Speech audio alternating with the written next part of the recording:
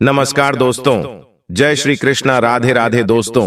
आज हम आपको बताएंगे कुछ ऐसी चीजों के बारे में जो रक्षाबंधन पर अगर एक बेटी अपने मायके से अपने ससुराल कभी लाती है तो उसके घर की बर्बादी तय है। लेकिन उससे पहले आइए जानते हैं रक्षाबंधन के बारे में। आज का वीडियो बहुत ही ज्यादा खास है भक्तों। रक्षाबंधन का त्योहार हर साल सावन माह की पूर्णिमा तिथि को मनाया जाता है। शास्त्रों में ऐसा वर्णन है कि रक्षाबंधन का त्योहार भद्रा काल में भूलकर भी नहीं मनाना चाहिए। भद्रा काल में रक्षा सूत्र यानी कि राखी बांधना बेहद ही अशुभ माना जाता है। शास्त्रों में कहा गया है कि भद्रा का त्याग करके ही रक्षाबंधन का पर्व मनाना चाहिए। इसके साथ ही रक्षाबंधन का त्योहार किस दिन मनाया जाए, इस पर बहुत ज्यादा ही उलझन की स्थिति है। मित्रों, इस बार कई लोगों का मानना है कि रक्षाबंधन 20 अगस्त को मनाना चाहिए और वहीं कुछ लोगों का मानना है कि 19 अगस्त को रक्षाबंधन का त्योहार मनाना शुभ रहेगा। तो ऐसे में आज हम आपको इस वीडियो में बताएंगे कि रक्षाबंधन का त्योहार किस दिन मनाया जाएगा और इसकी सही तारीख क्या है, 19 अगस्त या फिर 20 अगस्त। साथ ही आज हम आपको भद्रा काल का भी समय बताएंगे, क्योंकि इस बार रक्षाबंधन पर भद्रा काल का साया रहेगा। इसलिए राखी बांधने का शुभ मुहूर्त आपके लिए जानना अति आवश्यक है। और यह भी बताएंगे कि रक्षाबंधन पर मायके से भूल से भी इन वस्तुओं को नहीं लाना चाहिए। मित्रों, वीडियो को अंत तक जरूर देखें और आगे बढ़ने से पहले हमारे चैनल को सब्सक्राइब करके बेल आइकॉन जरूर दबाएगा। तो आइए शुरू करते हैं। मित्रों, रक्षाबंधन का त्योहार भाई बहन के अटूट प्यार का प्रतीक है। इस दिन बहन अपने भाई की कलाई में रक्षा सूत्र यानी कि राखी बांधती है और उसकी लंबी उम्र की ओर स्वास्थ्य की कामना करती है, और भाई भी सदा अपनी बहन की रक्षा करने का वचन देते हैं। भक्तों, आपको बता दें कि शास्त्रों में भद्रा काल में राखी का त्योहार मनाना अशुभ बताया गया है। इसीलिए भूलकर भी भद्रा काल में आप अपने भाई को राखी कभी न बांधें। इसके पीछे एक पौराणिक कथा भी है। ऐसा कहा जाता है कि लंकापति रावण ने अपनी बहन से भद्रा काल में ही राखी बंधवाई थी और 1 वर्ष के अंदर ही उनका विनाश हो गया था। इसके अलावा भद्रा, जो कि शनिदेव की बहन है, और उन्हें ब्रह्मा जी ने श्राप दिया है कि जो भी भद्रा के समय शुभ या फिर मांगलिक कार्य करेगा उसका परिणाम हमेशा ही अशुभ होगा। इसीलिए आप गलती से भी भद्रा के समय रक्षाबंधन का त्योहार न मनाएं। और रक्षाबंधन की शुरुआत के पीछे विभिन्न कहानियां हैं, जिनमें से एक के अनुसार भगवान कृष्ण के युद्ध के दौरान अंगूठे में चोट लगने पर द्रौपदी ने एक कपड़े का टुकड़ा बांधा। तब भगवान कृष्ण ने जरूरत पड़ने पर सहायता करने का वादा किया। भगवान श्री हरि विष्णु को राजा बलि के बंधन से मुक्त कराने के लिए माता लक्ष्मी ने राजा बलि को राखी बांधी थी। राजा बलि ने रक्षा का वचन दिया और भगवान विष्णु मुक्त हुए थे। इस तरह रक्षाबंधन का पर्व मां लक्ष्मी से जुड़ा हुआ है। मित्रों, रक्षाबंधन के दिन बहनें अपने भाई की कलाई पर राखी बांधती हैं और उनकी लंबी उम्र की कामना करती है। इसीलिए इस दिन भाई बहन दोनों को स्नान आदि करके और हो सके तो नए वस्त्र पहने, लेकिन याद रहे शुभ अवसर पर काले कपड़े न पहने। वस्त्र पहनने के बाद मिलकर भगवान की पूजा करनी चाहिए। पूजा से पहले आप पूजा की थाली अवश्य लगा लें और उसमें रोली, चंदन, अक्षत, राखी, मिठाई आदि और एक शुद्ध घी का दीपक भी जरूर रख लें। मित्रों, दीपक आप चाहे तो आटे का बना लें या माटी का या पीतल का, जिससे आप अपने भाई की आरती करेंगे। भक्तों, अब आप इस पूजा की थाली को सबसे पहले भगवान को समर्पित करें और भगवान की कलाई पर पहली राखी बांधने से पहले मंदिर में राखी चढ़ाएं। इसके बाद आप अपने भाई को पूर्व या फिर उत्तर की ओर मुख करके बैठाया और बहन का मुख पश्चिम की ओर होना चाहिए। मित्रों, रक्षाबंधन पर सबसे पहले घर के मंदिर में पूजा पाठ हो जाने के बाद भगवान गणेश को राखी अवश्य बांधे और फिर अंत में भाई की कलाई के लिए थाली सजाओ। फिर भाई को सबसे पहले तिलक करें, उन्हें रोली, चंदन और अक्षत लगाए, उनके ऊपर थोड़े से फूल छिड़के। यदि फूल आदि न हो तो चावल छिड़कें और अंत में भाई की आरती करें। अब आप अपने भाई की दाएं हाथ की कलाई में राखी बांधे और इसके बाद भाई का मुंह मीठा कराए। भाई के लिए मंगल कामना करें। राखी बांधने के बाद भाई भी अपनी बहनों को रक्षा का वचन दे। कि बहन तेरी सदा में रक्षा करूंगा, तेरी हर जिद पूरी करूंगा, तेरी हर इच्छा पूरी करूंगा। माँ बाप नहीं है तो माँ बाप की कमी को पूरा करूंगा। पिता बनकर हर इच्छा पूरी करूंगा। माँ बनकर तेरा पालन पोषण करूंगा और बहनों को उपहार वगैरह अवश्य भेंट करें। मित्रों, चलिए अब जानते हैं साल 2024 में रक्षाबंधन का त्योहार को कब मनाया जाएगा। भक्तों, पूर्णिमा तिथि की शुरुआत 19 अगस्त की सुबह 3:04 पर हो रही है और पूर्णिमा तिथि की समाप्ति 19 अगस्त को ही रात में 11:55 पर हो रही है। ऐसे में उदया तिथि के आधार पर रक्षाबंधन का त्योहार 19 अगस्त यानी सोमवार के दिन मनाया जाएगा। इसमें कोई भी कंफ्यूजन नहीं है। दोस्तों, रक्षाबंधन 2024 भद्रा का समय इस साल रक्षाबंधन के दिन भद्रा का साया रहेगा और रक्षाबंधन पर भद्रा के प्रारंभ का समय सुबह में 5:53 पर है। उसके बाद वह दोपहर 1:32 तक रहेगा।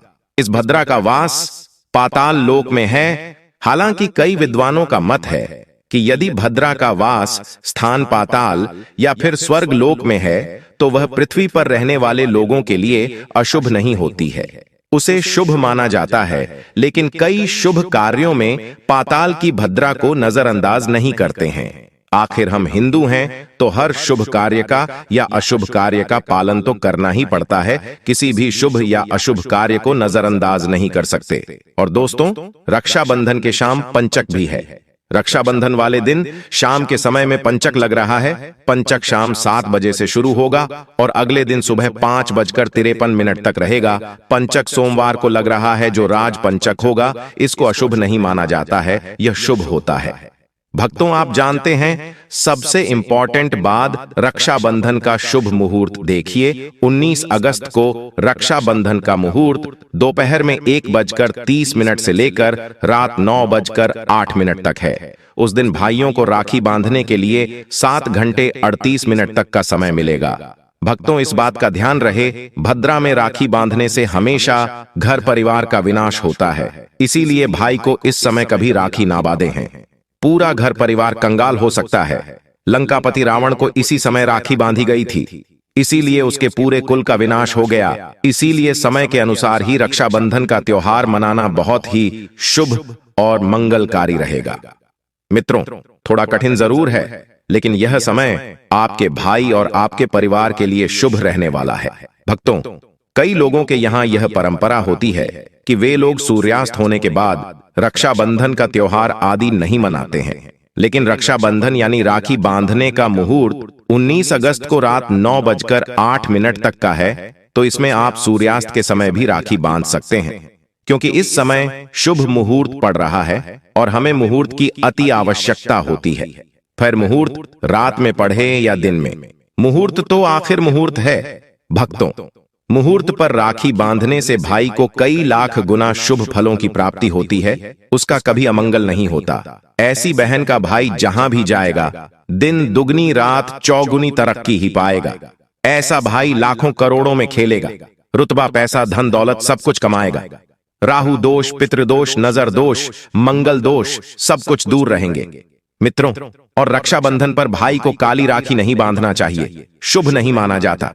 भाई की कलाई पर हमेशा लाल रंग की राखी बांधना बहुत ही शुभ और मंगलकारी माना जाता है। भक्तों, रक्षाबंधन के पावन अवसर पर उपहार में बहन को चाकू छुरी आदि कभी नहीं देना चाहिए। इससे जीवन पर नकारात्मकता का गहरा असर पड़ता है। ऐसे में बहन को सफेद कपड़ा भी उपहार में नहीं देना चाहिए, कोई चप्पल आदि भी नहीं देना चाहिए। उपहार में दक्षिणा सुंदर भेंट अवश्य देना चाहिए। एक प्यारी बहन ने अपने भाई को भाई बनाया, भाई का दर्जा दिया, तो भाई अपनी बहन के लिए इतना तो कर ही सकता है। बड़ा सुकून और सुख मिलता है। मित्रों, धर्मशास्त्रों के अनुसार माना जाता है कि बहन को राखी बांधने के लिए भाई के घर खुद बहन को जाना चाहिए। शास्त्रों के अनुसार, वेद पुराण के अनुसार ऐसा माना जाता है कि जो बहन रक्षाबंधन पर खुद नहीं जाती और भाई आता है बहन के घर, उस बहन को दोष लग जाता है। इसीलिए ऐसी प्रथा है कि रक्षाबंधन पर, खासकर रक्षाबंधन पर बहन को भाई के घर जाना चाहिए। फिर भाई चाहे कहीं भी हो, बहन को जाना चाहिए। यदि भाई आपके पास नहीं है, विदेश में रहता है, किसी कारणवश आप भाई के पास नहीं जा सकते, तो आप भाई के नाम की रक्षाबंधन की थाली, एक राखी, मिठाई, अक्षत, रोली, चंदन का तिलक, भगवान गणेश को अपना भाई समझकर उनकी कलाई पर बांधे। वह राखी स्वयं आपके भाई की कलाई तक पहुंच जाएगी। फिर चाहे आप श्री कृष्ण के बांधे, नारायण के बांधे, आप जिसके भी भक्त हैं उनकी कलाई पर बांधे, वह स्वयं राखी चलकर आपके भाई की कलाई तक पहुंचेगी। और ऐसी राखी, मन में बांधी गई राखी, सच्ची श्रद्धा से बांधी गई राखी स्वयं ईश्वर तुल्य हो जाती है। दोस्तों, रक्षाबंधन पर खाने में क्या क्या बनाना चाहिए, आइए जानते हैं। देखिए, रक्षाबंधन के समय बिना लहसुन प्याज का खाना बनाना चाहिए, क्योंकि इस समय देव शक्तियां, ईश्वर स्वयं धरती पर चलकर आते हैं। वह भी अपने भक्तों से राखी बंधवाने के लिए धरती पर स्वयं पधारते हैं और उन्हें भोग लगाते हैं। ऐसे में जो भाई होते हैं उनके अंदर साक्षात ईश्वर का उस दिन वास हो जाता है। भगवान भाई के अंदर बसते हैं। इसीलिए लहसुन प्याज, मांस, मदिरा, सिगरेट, गुटखा आदि इस दिन कभी नहीं खाना चाहिए, नहीं तो रक्षाबंधन खंडित हो जाएगा, बहन का व्रत टूट जाएगा। खाने में पूरी खीर में आप कलर भी डाल सकते हैं। मीठा हलवा, मीठी सेवियां जरूर बनाएं। कुछ न कुछ मीठा घर में अवश्य होना चाहिए, क्योंकि इस दिन साक्षात भाई में भगवान बसते हैं और बहन को ढेर सारा आशीर्वाद मिलता है। तो मीठा तो जरूर बनाना चाहिए, कुछ बनाएं या ना बनाएं, पर मीठी सेवियां जरूर बनाना चाहिए और भगवान को भोग लगाना चाहिए। उसके बाद ही रक्षाबंधन का पर्व मनाना चाहिए। बड़ा ही शुभ और अत्यंत दुर्लभ मंगलकारी माना जाता है। रसीले आलू की सब्जी, गोभी की सब्जी, केले की सब्जी, चटपटे गोभी, आलू, मटर पुलाव, पनीर पुलाव और खीरे का रायता बना सकते हैं। घर में इस दिन पका खाना अवश्य बनाना चाहिए। इस दिन घर में तवा नहीं चढ़ाना चाहिए, अशुभ माना जाता है। कढ़ाई चढ़ाकर पका खाना ही बनाएं। इसे शास्त्रों के अनुसार पका खाना माना जाता है, जो कि त्योहारों के शुभ समय बनाया जाता है। मित्रों, इसे साक्षात ईश्वर ग्रहण करते हैं। भगवान को भोग और राखी बांधने के बाद, फिर उसके बाद मुहूर्त के समय भाई की कलाई पर राखी बांधने के बाद ही बहन अपना व्रत तोड़ती है और बहन को एक निवाला भाई को अवश्य खिलाना चाहिए और भाई को भी बहन का व्रत संपूर्ण करना चाहिए। बहन को एक निवाला अवश्य खिलाएं, इससे प्यार बढ़ता है और ईश्वर ढेर सारा आशीर्वाद देकर वापस अपने स्वर्ग लोक को चले जाते हैं। कहते हैं, जो बहन इस दिन भाई के लिए व्रत नहीं रखती, रक्षाबंधन पर ऐसे ही राखी बांधती है, तो भाई की उम्र कम हो जाती है, ईश्वर नाराज हो जाते हैं, व्रत खंडित हो जाता है। किसी भी भाई की बहन को इस दिन व्रत अवश्य रखना चाहिए, क्योंकि भाई की इससे उम्र बढ़ती है, प्यार बढ़ता है, ईश्वर प्रसन्न रहते हैं। नहीं तो रक्षाबंधन का कोई लाभ नहीं होगा। भक्तों, रक्षाबंधन पर यदि शुक्रवार का दिन पर आ जाए, तो जो लोग माता संतोषी का व्रत करते हैं, तो उन्हें घर में खट्टा नहीं बनना चाहिए, खट्टे पदार्थ का खाना नहीं बनाना चाहिए। खट्टी इमली की चटनी, पानीपुरी, नींबू आदि खट्टा आम वगैरह नहीं खाना चाहिए। इससे माता संतोषी नाराज हो जाती है। यदि आप संतोषी माता का व्रत रखते हैं, पूजा पाठ करते हैं, तो थोड़ा संयम रखें, नहीं तो माता संतोषी नाराज हो जाएंगे। माता संतोषी को खट्टे पदार्थ से अत्यंत नफरत है। वह यह बर्दाश्त नहीं करती, क्योंकि जब शुक्रवार को रक्षाबंधन पड़ता हो तो माता संतोषी भी सक्रिय अवस्था में होती है, क्योंकि शुक्रवार मां संतोषी वार है। इसीलिए थोड़ा नियम जरूर मानना चाहिए। मित्रों, रक्षाबंधन पर एक ऐसा उपाय जो बहन यदि करती है तो उसे दुनिया की कोई भी शक्ति धनी होने से रोक नहीं पाती है। यह उपाय स्वयं हमारे घर पर किया जाता है। भाई को उच्च पद की प्राप्ति होती है, सरकारी नौकरी हासिल होती है, व्यापार यदि मंदा चल रहा हो तो दौड़ने लगता है, उड़ते पक्षी की तरह व्यापार दौड़ता है। भाई को कभी किसी की नजर नहीं लगती, दुर्घटना में उसकी मृत्यु नहीं होती। इस उपाय को करने के बाद भाई बहन का प्यार बढ़ जाता है। तो भक्तों, आपको क्या करना है, ध्यान से सुनिए। सबसे पहले भाई को राखी बांधने के बाद अपने हाथ में कुछ रुपए लेकर मुट्ठी बांध लें और भाई के ऊपर से 7 बार उतारा करें। आप जो पैसे आपकी मुट्ठी में थे उन पैसों को ले जाकर राखी खरीदें और उस खरीदी गई राखी को पीपल वृक्ष पर बांध दें या किसी भी धार्मिक पेड़ पर बांध दें। वृक्ष पर तिलक करें, मीठा भोग अर्पित करें और वृक्ष पर राखी बांधे। इससे आपकी भाई की रक्षा होगी, वह विजय प्राप्त करेगा। ऐसा करने से बहन और भाई दोनों का कल्याण होगा, भला होगा। भाई को नजर और दोष, काल सर्प दोष, पितृदोष, राहु दोष, शनि दोष, भयंकर गरीबी का दोष कभी नहीं लगेगा। भक्तों, ये उपाय तंत्र शास्त्र के अध्ययन नंबर 54 में स्पष्ट लिखा है। यदि रक्षा बंधन पर यह उपाय किया गया तो साक्षात भाई को धनी होने से कोई नहीं रोक पाता। दिन दुगनी रात चौगुनी तरक्की होती है। बहन का भाई के प्रति प्रेम बना रहता है। घर में इतना धन आता है कि आप संभाल भी नहीं पाएंगे। यह उपाय खासकर रक्षा बंधन पर ही किया जाता है। साल में एक बार ही आता है भक्तों। यह उपाय से क्या पता आपका भाग्य चमक जाए, क्योंकि हमें नहीं पता कब किसका भाग्य 7वें आसमान पर चला जाए।